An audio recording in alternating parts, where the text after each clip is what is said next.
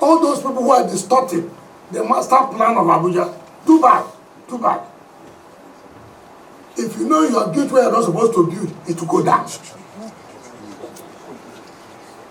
It will go down. Be a minister of anywhere, be an ambassador. If you know you have developed where you're not supposed to develop, your house must go what? Down. Those who have taken over the green areas to build, sorry, our parks must come back. The green areas must come back. If you hate green, you must hate yourself. So if you know you have anybody who is involved that have taken over the green areas, have taken over the parks, to where you now do restaurants, no, we will not accept that.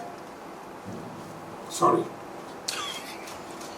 If your father have done that, sorry. If your mother have done that, sorry. That's nothing I can do. It will go down.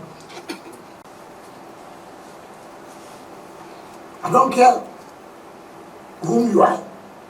I don't care where you come from. I don't care what you know, we must sanitize the place.